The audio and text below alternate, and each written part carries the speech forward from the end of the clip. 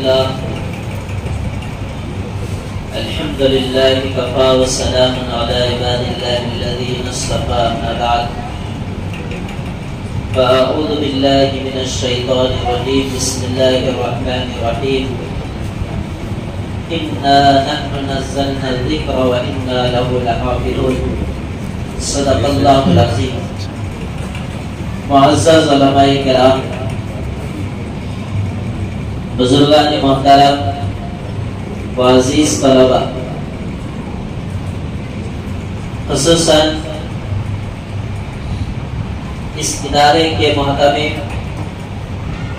حضرت مولانا ممتاز عالم صاحب دامت برکاتہم العالیہ، آج کی یہ اہم مجلس جو منعقد ہوئی ہے اس کی نسبت بہت اونچی ہے. ہم نے حضرت سے پوچھا کہ حضرت کتنے بچے اس مرتبہ تکمیل حفظ قرآن کیے؟ غالباً 5 بچے بتائے. مگر ہر سال اس طرح بچے حافظ یہاں سے بنتے ہیں، نکلتے ہیں. جو بچے حافظ قرآن بن گئے، یہ اللہ کی طرف سے ان کا سینہ اللہ کی قرآن کی حفاظت کا ایک ذریعہ ہے. اللہ تبارک و تعالی نے ارشاد فرمایا، اس قرآن کو ہم نے نازل کیا ہے، اس کی حفاظت ہم کریں گے. حفاظت کی کوئی ایک شکل ہے کائنات میں؟ کوئی ایک شکل نہیں ہے.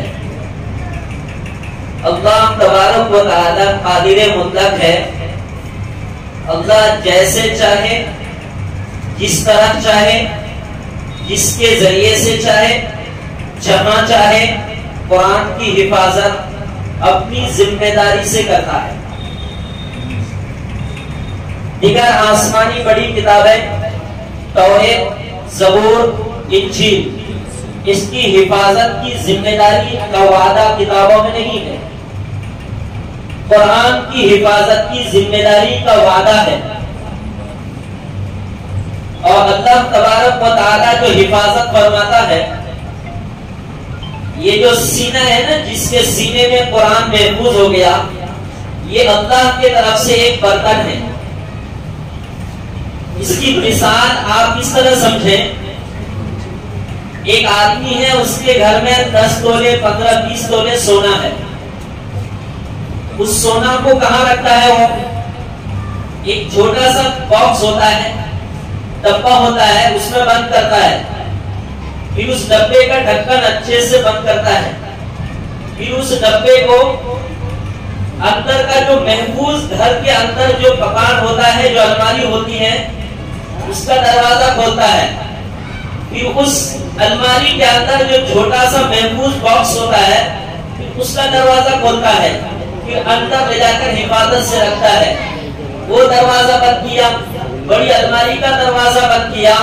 اگر کہیں باہر جانا ہو ان کو 1-2 دن کے لیے، تو گھر کے دروازے کا تالا بھی بار بار چھو کے دیکھتا ہے کہ برابر بند ہوا ہے کہ نہیں. کیوں؟ اس لیے کہ اس گھر کے اندر 20 تولے سونا ہے.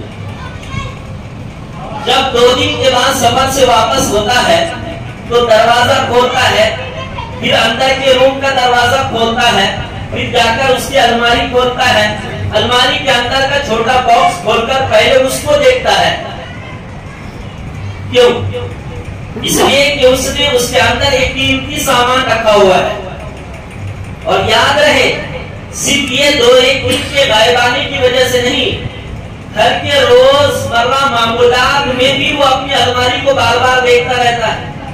اگر اس کا دروازہ کھلا رہے نا، تو گھر کے سارے افراد کو ایک طرف سے پوچھے گا، کس نے کھولا دروازہ، کس نے کھولا دروازہ، کس نے کھولا دروازہ. کیوں؟ اس لیے کہ اس کے اندر ایک قیمتی سامان رکھا ہوا ہے. بزرگوں، ایک دنیا کا وہ قیمتی سامان ایک الماری کے اندر رکھا ہوا ہے، تو دن میں کئی مرتبہ ہماری نگاہ اس کے اوپر پڑتی ہے. یاد رہے، جس سینے کے اندر رب پروردگار نے قرآن کو بسایا ہے، وہ رب پروردگار اس سینے کو کتنی مرتبہ دیکھتا ہے، اندازہ۔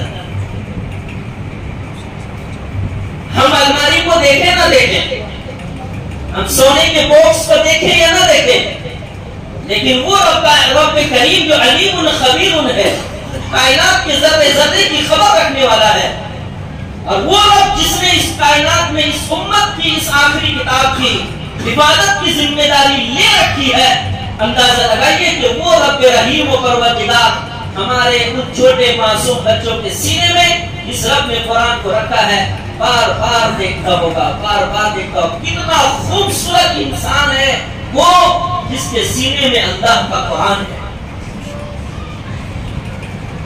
یہ کوئی بول دینے والی بات نہیں ہے، یہ کوئی برج نہیں بنا دی گئی کہ بن گئی کبھی ٹوٹ بھی سکتی ہے، یہ کوئی بلڈنگ نہیں جو کھڑی کر دی گئی کبھی گر بھی سکتی ہے، یہ اور کوئی دوسرا سامان نہیں جو انسان نے بنایا تو تباہ بھی ہو سکتا ہے، یہ اللہ کا فرمان ہے۔ رب نے اگر یہ بات فرما دی ہے کہ اس قرآن کی حفاظت کی ذمہ داری ہماری ہے، اور ذمہ داری کی ایک یہ بھی شکل ہے حفاظت کی، تو یہ بات 100% صحیح ہے، 100% صحیح ہے۔ ہماری نظر مانے نہ مانے، ہمارا دل قبول کرے یا نہ کرے، رب پروردگار اس سینے کو بار بار دیکھتا ہے۔ بڑے خوش نصیب ہیں وہ خوش نصیب جس کے سینے میں قرآن ہے، وہ ماں باپ خوش نصیب جس کے بیٹے کے سینے میں قرآن ہے، کتنے خوش نصیب۔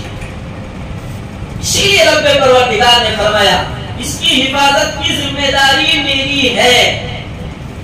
جس نے بھی کائنات میں اس قرآن کو مٹانے کی کوشش کی، قرآن مٹا؟ تازہ ترین مثال ہے، ہم پچھلی تاریخوں میں نہیں جاتے جو کتابوں میں لکھی ہوئی ہے۔ ایک شخص نے کہا 26 آیات کو قرآن سے نکال دو، اور اس نے ان 26 آیات کو نکال کر ایک کتاب ترتیب دی، کہنے لگے وہ 26 آیات جو قرآن میں نہیں ہونا چاہیے وہ ہم نے نکال دیا ہے۔ اب ہم درخواست کرتے ہیں اعلیٰ عہدیداران سے کہ یہ قرآن نافذ کیا جائے جس میں یہ 26 آیات نہ ہو۔ کتنی کوشش کی گئی اللہ کے ان 26 آیات کو مٹانے کی، تو وہ 26 آیات مٹی یا 26 آیات کے مٹانے والا مٹا؟ زندہ مثال ہے۔ اللہ جل جلالہ وعلا ارشاد فرماتا ہے اِنَّا نَحْنُ نَزَّلْنَا الذِّكْرَ وَإِنَّا لَهُ لَحَافِظُونَ۔ یہ ذمہ داری میری ہے عبادت کی، کائنات کی کوئی طاقت نہیں مٹا سکتی، قیامت کے آخری صبح تک یہ کتاب موجود رہے گی اور نہیں موجود ہے۔ مشہور حدیث نبی پاک علیہ السلام نے ارشاد فرمایا خیرکم من تعلم القرآن وعلمہ۔ روئے زمین پر اس دھرتی میں آسمان کے نیچے سب سے بہترین انسان وہ ہے جو قرآن کریم کو پڑھے اور پڑھائے۔ یہ کس نے ارشاد فرمائی یہ بات؟ کائنات کے اولین اور آخرین کے سب سے خوبصورت، سب سے حسین انسان ہم اور آپ کے پیغمبر جناب محمد رسول اللہ صلی اللہ علیہ وسلم نے یہ بات ارشاد فرمائی ہے کہ تم میں بہترین وہ ہے جو قرآن پڑھے اور پڑھائے۔ اگر رسول اللہ نے یہ بات کہہ دی ہے کہ بہترین وہ ہے جو قرآن پڑھے اور پڑھائے، تو یہ بات 100% صحیح ہے۔ ہماری نظر مانے نہ مانے، ہمارا دل قبول کرے نہ کرے، کوئی ہم کو ہماری تعریف کرے نہ کرے، اس رب پروردگار کے نزدیک پاکیزہ پیغمبر کی زبانی یہ ہم اور آپ کو سند ملی ہے، جو بھی قرآن پڑھے گا، جو بھی قرآن پڑھائے گا، وہ روئے زمین کے انسانوں میں خوبصورت اور بہترین انسان۔ اسی لیے اس حدیث کے تشریح میں محدثین نے ایک بڑی گہری بات لکھی ہے کہ اگر اس قرآن کا پڑھنے پڑھانے والا اچھا تو اس قرآن کے پڑھنے اور پڑھانے کا انتظام کرنے والا بھی اچھا، اس قرآن کے پڑھنے اور پڑھانے میں جو مال لگے وہ مال بھی اچھا، اس قرآن کو پڑھنے اور پڑھانے میں جو وقت لگے وہ زندگی کا بہترین اور خوبصورت وقت ہے۔ اللہ تبارک و تعالیٰ کا حساب مانگے قیامت کے دن کہ تم اپنی زندگی کا کوئی خوبصورت وقت دے دو، تو میں یہ نہیں کہتا ہوں کہ صرف مولوی صاحب اور حافظ صاحب، جس نے بھی قرآن کو اپنے سینے سے لگایا قرآن کو پڑھ رہا ہے قرآن کو. اب اس میں عالم کی قید نہ رہی، صرف حافظ کی قید نہ رہی. جو بھی قرآن کو اپنے سینے سے لگاتا ہے، قرآن کو پڑھتا ہے، قیامت کے دن یہ قرآن اس کی سفارش کرے گا.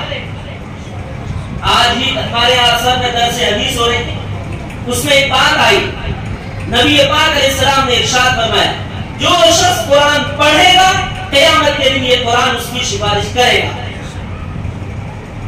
اس سے اندازہ ہوتا ہے یہ قرآن جس سے ہماری نسبت ہے کتنی بڑی نسبت ہے.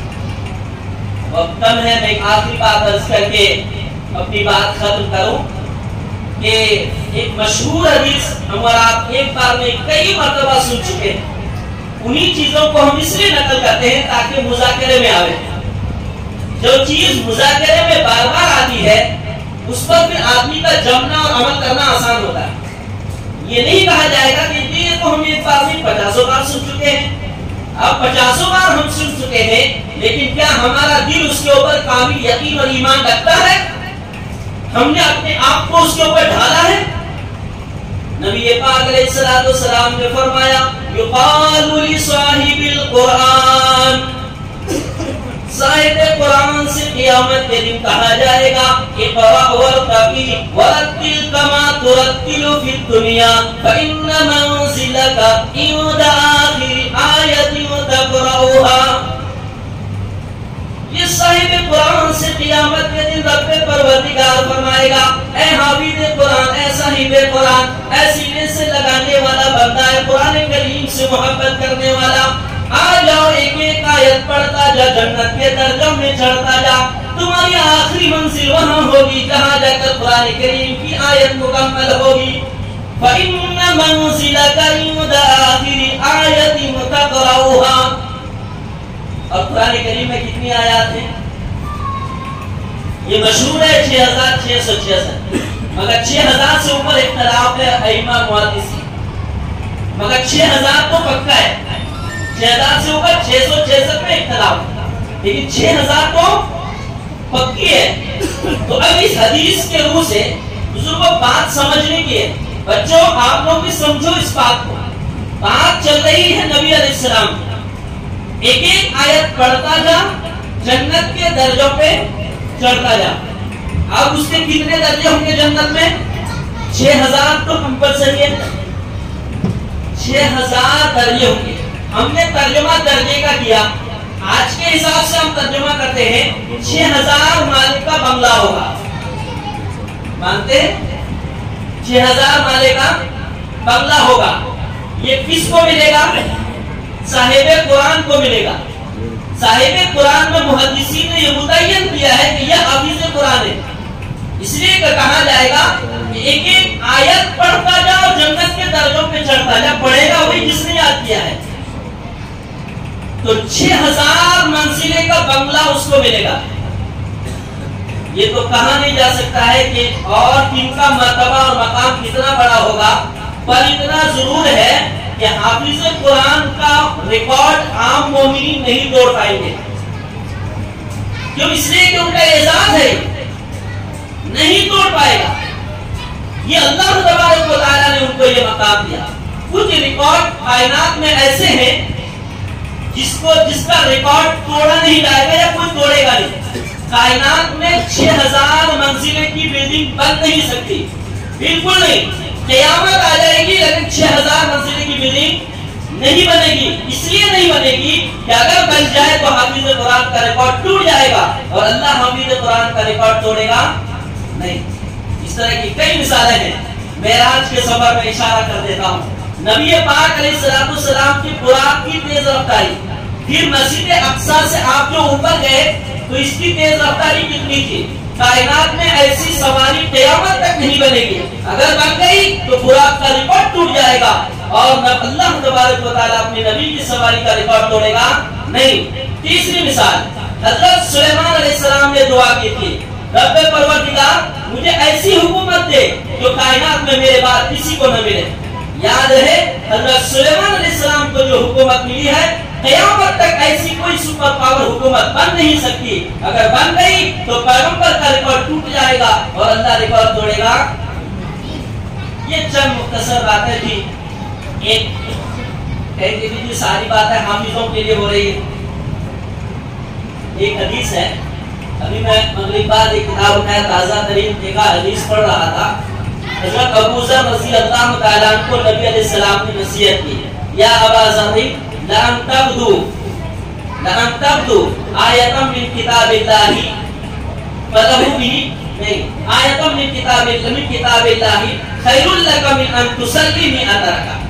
کہ اے ابو ذر, اگر تو صبح سویرے قرآن کی ایک آیت پڑھ لے گا تو تم کو 100 رکعت نفل نماز پڑھنے کا ثواب.